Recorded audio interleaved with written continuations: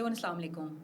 Welcome to another episode of Alumni Podcast by Dining Alumni Network. This is your host Tehseen Azhar, Head of Alumni Relations, and today we have Ms. Maham Shah with us, who is a graduate of our program LLB from batch of 2020. Maham is currently working with Lucky Cement as Deputy Manager Legal. Welcome, Maham, to our podcast. Thank you, Taseen. It's great to be here. So, Maham, if I ask, what normal day would you have at Lucky Cement for your particular department? So, for me, it's not a compliance based day. We deal with legal matters of Lucky Cement mainly. For example, overarching the legal risks associated with our projects, different projects, our leases, our contracts, our agreements, and we are responsible to bridge the gap between the commercial understanding and also ensuring alignment with covering all the legal aspects of a particular transaction. Okay. So on usual day, how many cases you have, or how many queries, or how many like? I can't put a number on that. Acha, honestly. right. Lots of them. Lots of them, yeah. Okay. So normal day looks We like can't, a hectic one, or in it's legal like work we can't. I don't think in legal work we can put a number, or we can assume a ballpark to anything that we do in the legal field, where like the sales and marketing teams have. So whenever someone even asks me, tell me what has been your biggest accomplishment in all these years, or what has been your biggest transaction that you've gone through. First of all, rarely there's a successful transaction. We are always looming around the gray areas in the legal queries. So I often wonder, and I often try to pinpoint a number that this is the success rate that we have reached to. So we can't just have a numeric figure for us in our field, and I think that's the biggest problem that I faced in many of my interviews when people ask me your what has been your biggest accomplishment till now, and I'm like, I don't know. But again, you can't put a number in terms of like there is because no we don't certain have thing. we don't because, have numbers. Exactly. Yeah. On day-to-day We have basis, detail. Exactly. So, Maham, how's your transition from litigation to in-house, and how you're experiencing it? I think it hasn't been. I think it has been a major change in my career from litigation to in-house, and I think I really liked litigation, even though people or lawyers will disagree with me after watching this podcast, especially female lawyers in our Female society. lawyers, especially, exactly. Yeah, they'll be like, "What is she saying?" But I really enjoyed litigation. It gave me a thrill. It gave me a sense of being a lawyer, of being in this profession. But in house, I feel like we're just doing our job. It feels like a normal, ordinary job every day. You don't feel that profession in you. Okay. That originally made me love law. Because I started with litigation and I was like, oh, I'm a lawyer, I'm in courts and I'm dealing with every case and I'm in front of the judge and that feeling of standing in front of the judge and pleading your case. And I'm arguing, and sometimes you get an order in your favor and you're like, oh, you were a good lawyer. But that kind of thrill, I think I lost that in corporate. But But you have to convince your bosses or other teams on day-to-day basis over here. You're just here convincing, and you don't even know you're convinced sometimes. It just goes You're on. in middle. They just move forward. You just do your work, and it just moves forward. And that's another reason I don't know how successful I am in my life right now. I think I could have assessed it better if I was in litigation, but it's been a good ride. I'm not upset with myself or my career, that the way it has been going forward. I think I am doing my best. I have done my best till now. But again, it's a bit unconventional that I don't really like. I didn't really like my transition from a litigation lawyer to a corporate lawyer. Right. So, what do you think? What skills have you picked from that particular segment in terms of litigation? Now you're implementing in your in-house.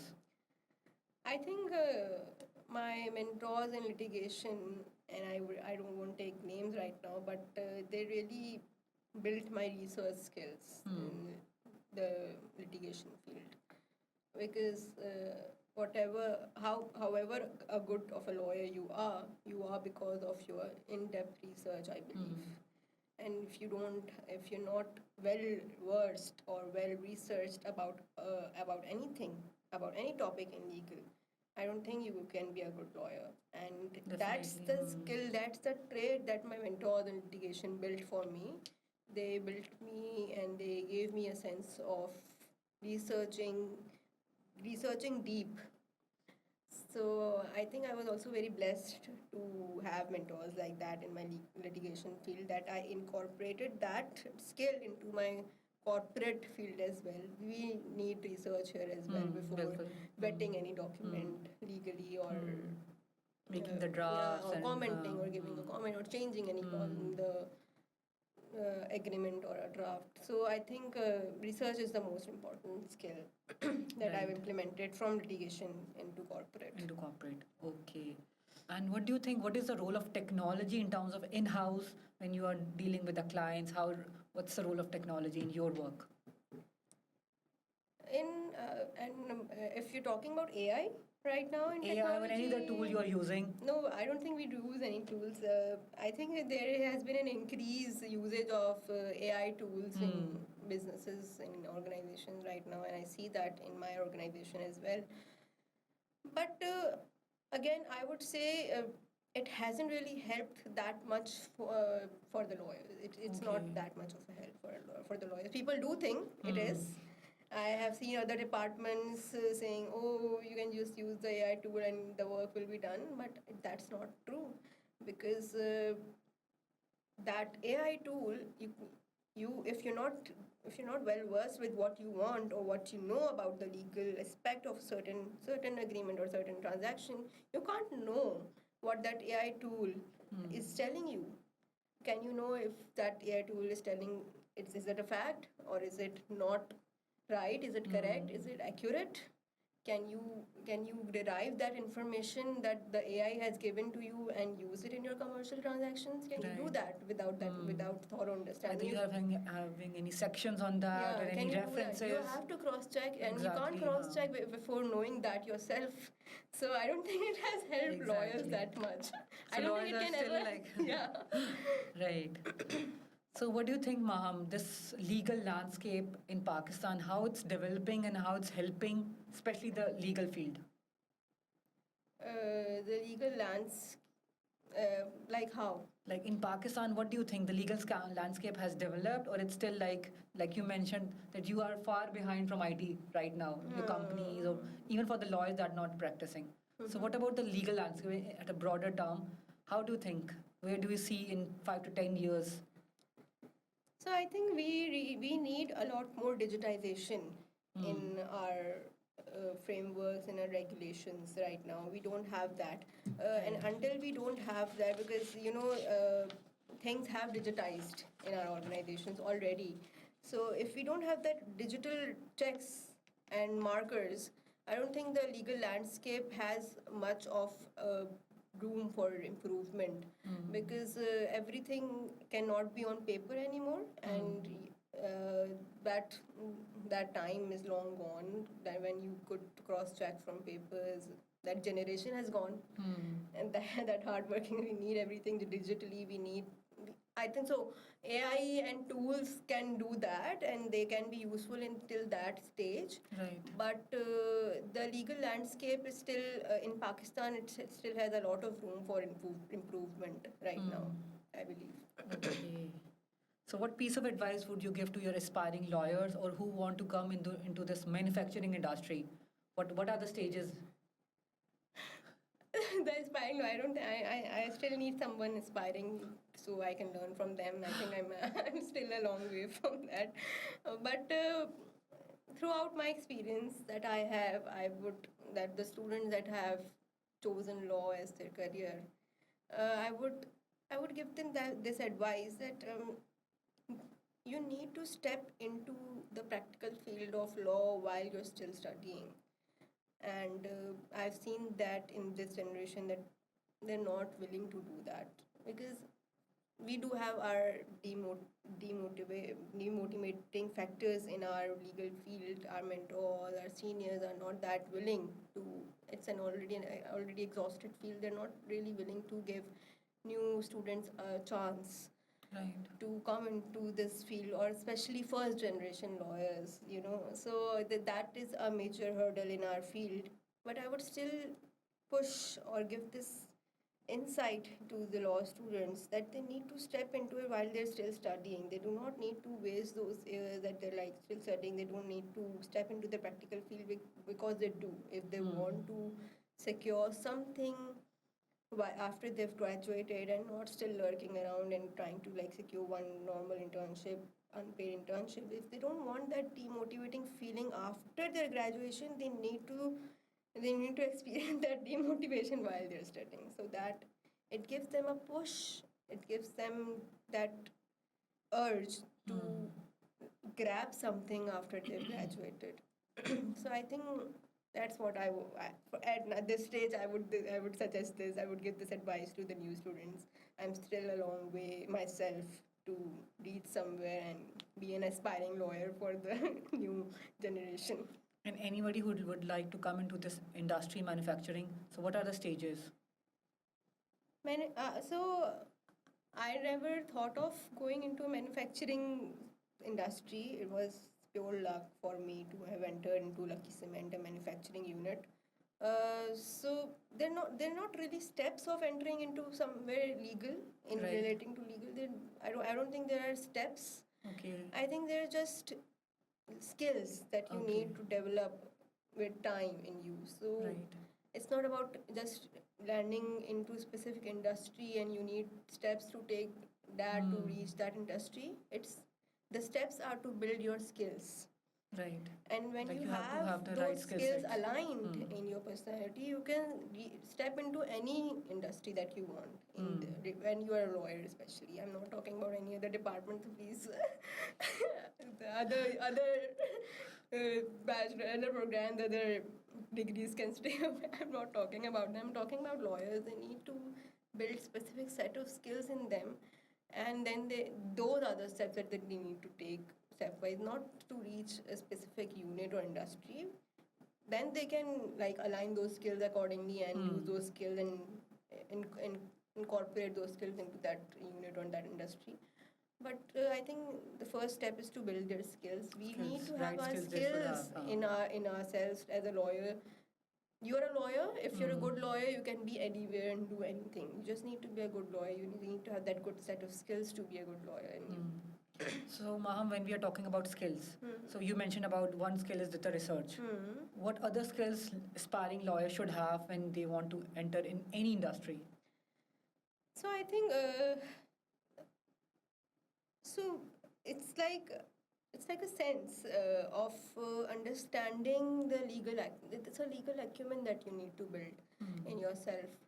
Um, the you need to be very critical of everything. You can't be easygoing. You can't just leave things out. You have to you have to build a skill to read between through lines. We learn through our course during law of different ways of interpreting things, literal interpretation, this interpretation, that interpretation. So you need to build that skill in you to interpret differently, and to place that interpretation skill rightly at the right time where you need it. Where do you need a literal interpretation? Where do you need to read between through lines? That's the skill that you need to have. That builds your legal acumen with time, and that's how you can vet a legal draft, a legal contract. Even that's how you can argue before the judge if you have those skills in place, right? So if you don't have that skill of interpretation, I don't think you can understand anything that's going on around you. And that interpretation again comes from your research. Right. If you have research, if you know all What four exactly you're angles doing, of that topic, you know how to interpret that and how to put that interpretation into place wherever it is needed and however it is needed. So that's another skill that you need to build, and that comes with time and experience. That doesn't like really come with just one day. Oh, boy, I'm a very big boy. Watching Suits, okay. That's one of the things. So I think that comes with time. I'm talking big words right now, but I'm sure my colleagues would see and they'll be like, oh, इतनी बड़ी बड़ी बातें कर रही है ये. But But that's the strategy. that's a strategy. That's a strategy. That comes with time and experience and exposure And as while well. I'm saying this, I think I'm realizing it myself as well. Oh, that's how you do it, you know. So that's also a skill that You need to have. Yeah. So what's next for Maham? What exactly you're planning for? I'm a very spontaneous person, honestly. I don't plan things. I've never Okay. planned. My law degree was never planned. Acha. And this is another very unconventional story. Law something was never that I envisioned myself. Acha. Ever while growing up. I was Okay. always a pre-med student through my A levels.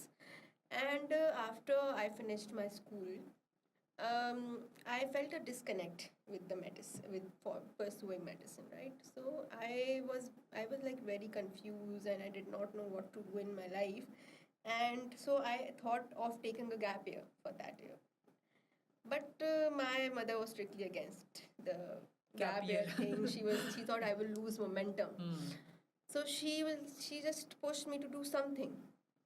And I kept on wasting my time so that all applications for that closes and I'm not left with any other option other than to pursue a gap year.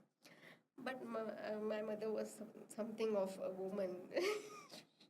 She dragged me to universities and she sought programs, and all admissions for all programs were closed at that time. Only one program was still accepting applications, that was University of London external LLB program, and she enrolled me in that program. And that's how I landed in law. Spontaneously, no planning. no planning, no envision.